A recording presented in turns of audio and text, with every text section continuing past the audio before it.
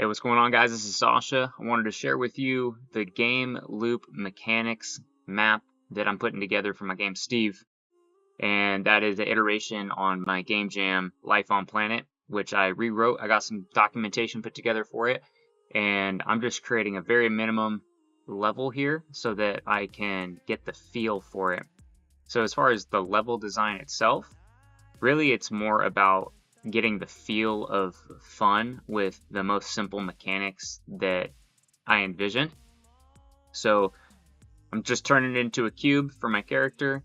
I'm getting kind of the general camera angle that I want for the feel that I was envisioning. And I also went in here and edited the movement mechanics. So I created this very slow acceleration because it's going to be a tracked vehicle eventually. Got this slow acceleration and this kind of slow sliding braking, just like a vehicle would.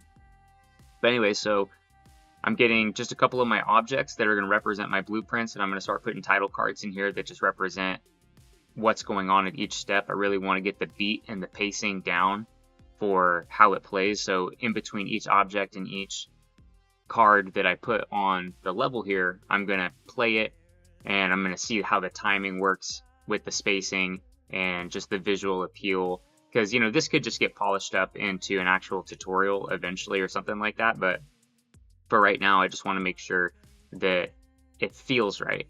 And so I've got charge objects, battery drain, and some other modifiers on the battery drain, and I want to create and implement one single variable at a time.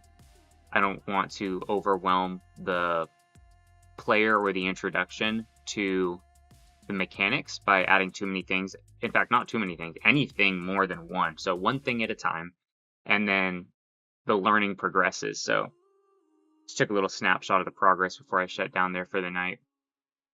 And so the game loop that I'm working on here is simply move, battery drain, charge, collect, build. That's the loop. And the modifier on the mechanics here is that there's going to be upgrades and things that just change the basic movement parameters and variables. That's it. So I'm not creating anything particularly unique. I'm relying off of the basic movement component for the third person character, and I'm creating simple math modifiers, arithmetic modifiers to the movement variables. And I believe that if I create a fun way to create a sense of tension that says, hey, you need to jump higher, you need to move faster, and then dish that out piecemeal by buying upgrades that increase, say, for example, or decrease gravity factor by 0.1, but that's what you need to be able to get over a wall or something like that.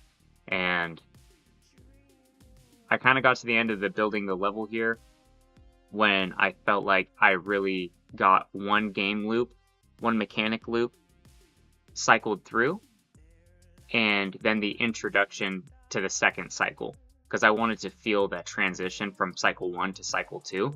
And right here is at the end of that cycle where we've upgraded, we've done the battery drain, learned how to recharge the battery, how to find the battery chargers, and now I'm just kind of repacing some of the map because I was really getting through there and just trying to get it out there. But now I'm repacing it a little bit, playing through it, make sure that the pacing feels right. And then I'm going to pause and I'm going to go straight into mechanics only. So time to work on that.